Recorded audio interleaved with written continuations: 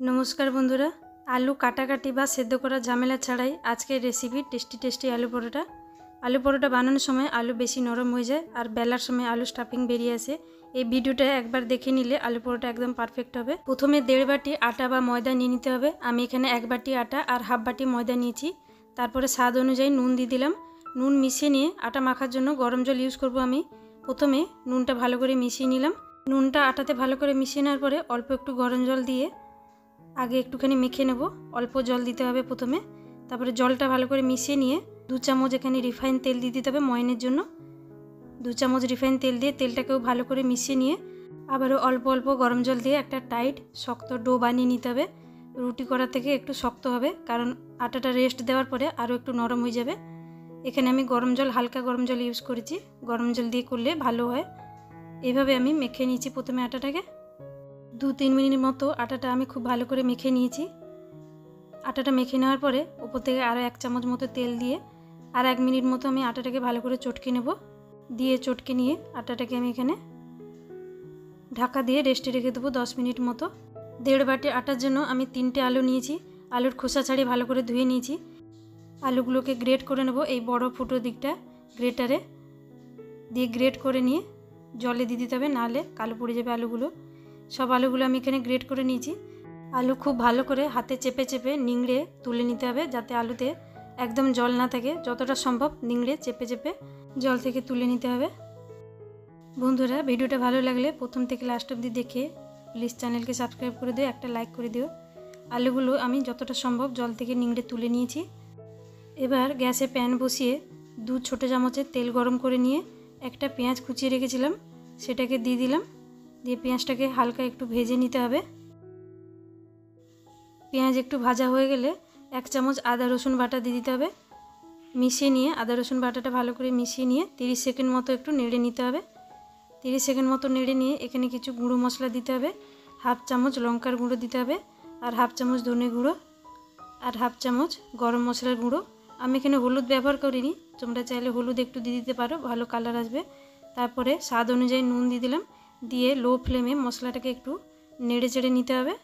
সব মশলা ভালো করে মিক্স করে নেওয়ার পর আলু দিয়ে দিতে হবে। আলু দেওয়ার পর গ্যাসের ফ্লেমটা হাই করে নিতে হবে। আলু মশলার সঙ্গে ভালো করে মিশিয়ে নিতে হবে। হাই ফ্লেমে আলুগুলোকে মাত্র 3 মিনিট রান্না করতে হবে। যেহেতু আলু এখানে গ্রেট করে নিয়েছি, তাই 3 মিনিটের মধ্যে আলু 60 থেকে 70% সেদ্ধ হয়ে যাবে। তার থেকে বেশি আলুটা রান্না করলে আলুটা বেশি নরম হয়ে যাবে, গলা গলা হয়ে যাবে। 3 মিনিট আলুটা রান্না করে নিয়েছি। তারপরে ধনেপাতা কুচিয়ে রেখেছিলাম সেটাকে দিয়ে দিলাম। তারপরে ধনেপাতা দেওয়ার পরেও হাই ফ্লেমে 1 মিনিট মতো নাড়াচাড়া করে মিশিয়ে নিতে হবে ভালো করে। টোটাল 4 মিনিট মতো এখানে আলু রান্না করে নিয়েছি। তাহলে আলুটা কী হবে, ঝরঝরে থাকবে। এখানে আলুটা রেডি হয়ে গেছে। গ্যাসের ফ্লেমটা অফ করে আলাদা প্লেটে নামিয়ে নেব আলুটাকে ঠান্ডা করার জন্য।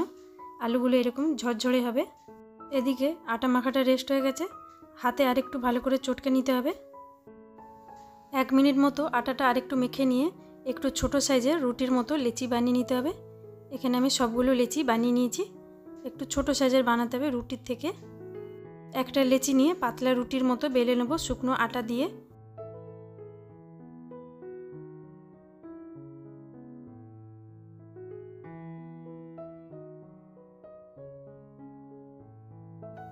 একটা পাতলা রুটি বেলে নিয়েছি।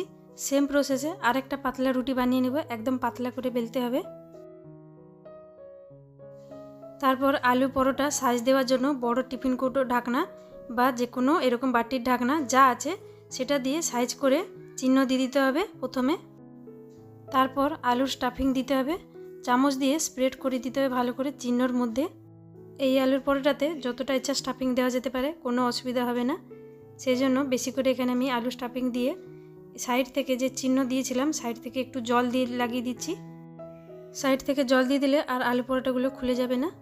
তারপরে আরেকটা রুটি নিয়ে আমি উপর থেকে কভার করে দিচ্ছি।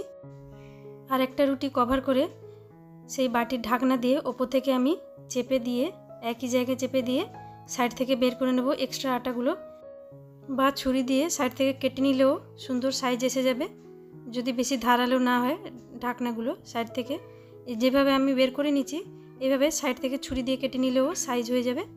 দিয়ে তারপরে এটাকে আস্তে করে তুলে নিতে হবে। রুটি বেলার সময় খেয়াল রাখতে হবে নিচে যেন একটু আটা থাকে, তাহলে নিচে চিপকে যাবে না, ভালো করে উঠে চলে আসবে।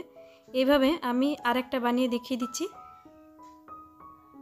প্রথমে চিহ্ন দিয়ে দেবো, দিয়ে মাঝখান থেকে আলু স্টাফিং দিয়ে দেবো। আলু স্টাফিং দেওয়ার পরে সাইড থেকে জল লাগিয়ে দেবো।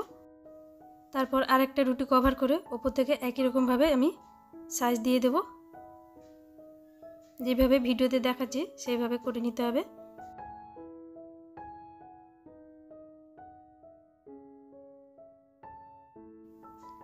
যেভাবে দেখালাম আমি একই রকমভাবে সবগুলো বানিয়ে নেব। তারপর গ্যাসে প্যান বসিয়ে কিছুটা তেল গরম করে নিয়েছি। তেলটা বেশি গরম যেন না হয়, মিডিয়াম গরম হতে হবে। তারপরে তেলের মধ্যে একটা আমি পরোটা দিয়ে দিলাম। এখানে যেহেতু দুদিকে আলাদা আলাদা রুটি দিয়েছি, একটু তেলটা বেশি দিলে ভালো হবে পরোটাগুলো।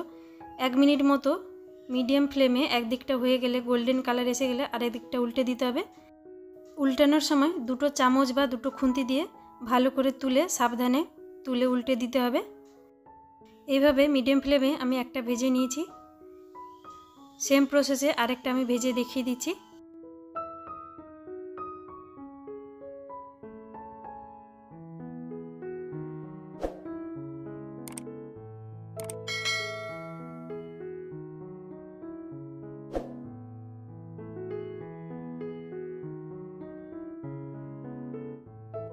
এই আলু পরোটার রেসিপিটা বাড়িতে অবশ্যই ট্রাই করবেন আর জানাবেন কেমন হয়েছিল।